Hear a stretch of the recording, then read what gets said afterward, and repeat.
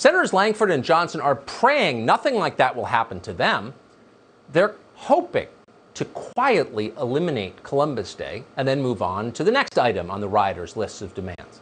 Will they be able to do that? Well, it all depends on whether or not you let them know that you noticed they're trying to cancel Columbus Day.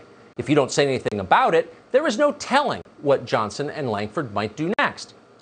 Just the other day, for example, the New York Times ran a piece suggesting that we knock down George Washington statues and purge our country's founder from our collective memory.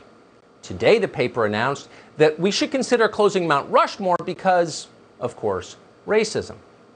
Senators Johnson and Langford have not yet endorsed those ideas. At this rate, it may not be long before they do. So the question is, what other acts of revolution and cultural desecration can we expect from our suddenly woke Republican senator friends? That's a good question. We're going to ask Mark Stein in just a minute.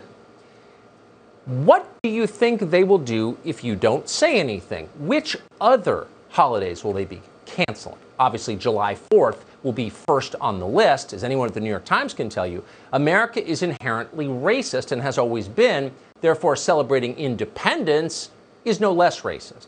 And then, of course, President's Day. Officially, President's Day is Washington's birthday, and as you just heard, he is evil, too evil to have a statue. So how can he have a holiday? It doesn't make sense. And by the way, every single president has been a man. Sexism, anyone?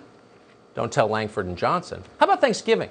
No way we can stick that holiday on our calendar. Not only was it established by Abraham Lincoln, a man so filthy his statue is being removed from Boston, but not a single one of the pilgrims wasn't from England.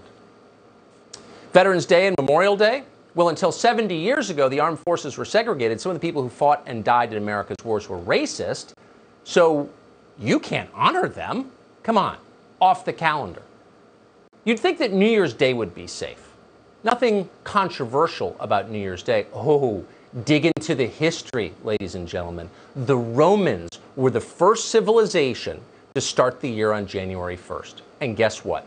The Romans owned slaves. And why stop, by the way, at official holidays? Why are any holidays acceptable?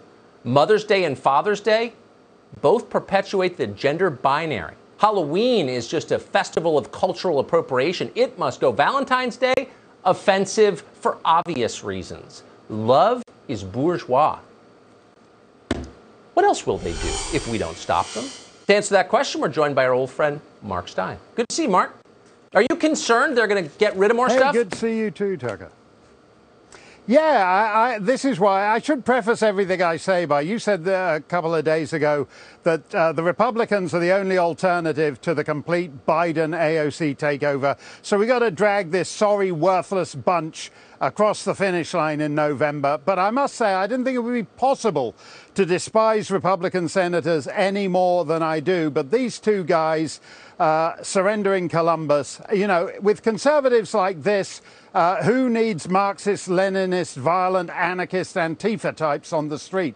When you meet lunatics halfway, it makes you a lunatic too. I actually would like to replace Groundhog Day with Republican Senator Day, when the senator emerges from the Senate and accidentally sees his backbone, but then goes back inside for the next 6 years and never gives it another thought. These guys don't understand that unless you're willing to surrender everything, you better surrender nothing, because they're only going to come back for more. The paradox here, and there are so many, but by the way, I should say I know both these senators, and they're both smart, and they both routinely make conservative noises. But contrast what they did today with what Joe Biden, who is a left-winger to the extent he has any views at all, and certainly a puppet of radicals. But I think Biden has not called for getting rid of Columbus. And yet two Republican senators have. They're woker than the Democratic nominee? How does that work? Well, I think that's exactly the problem here. People are pining for an alternative to what they see on the streets. In France, President Macron, whom I regard as a ridiculous, dinky, dweeby, metrosexual, globalist nothing, has nevertheless come out and said, no, you're not taking one statue, we're not changing a single street name. You can go to hell, it's all part of our history. That guy has actually got more backbone than the Republican Party. Some big shot Ayatollah in Iran, I forget, it's not the Supreme Ayatollah, but it's like the Deputy Assistant Under Supreme Ayatollah of Iran. He said today, this is fantastic. 40 years ago, it was just Iranians saying death to America. Now you switch on the TV and in Atlanta and Minneapolis and Portland and Seattle, there are thousands of Americans in effect saying death to America. He gets it.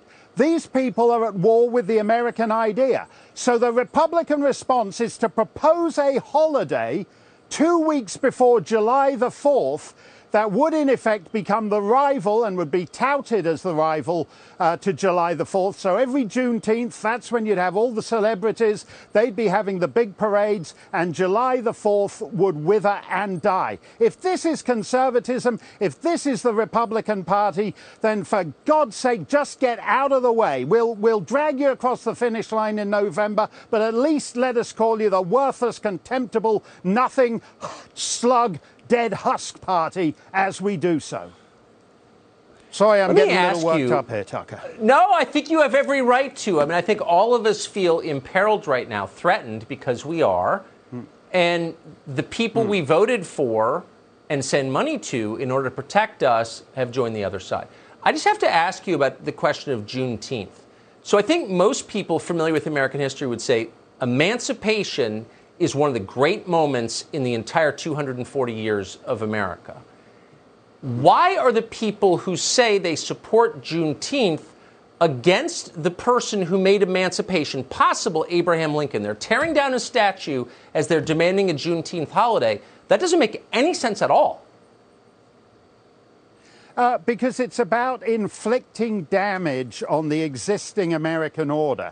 So if you mean emancipation in the form of the Lincoln statue that was taken down in Boston, they're happy to see it go. Emancipation doesn't mean anything to them. The Juneteenth holiday is going to be the anti-July the 4th holiday. And actually, as far as Republicans are concerned, I think Republican senators should have their own Emancipation Day for the Wednesday after the Tuesday night election, when they are emancipated from their entire campaign platform and don't have to pretend they're tough on immigration, tough on crime, tough on China, and can just go back to being worthless jelly spine nothings for the next 6 years.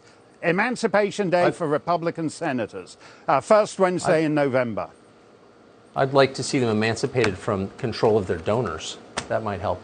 Mark Steyn, thank you for that perspective. Great to see you tonight. Thanks a lot, Tucker.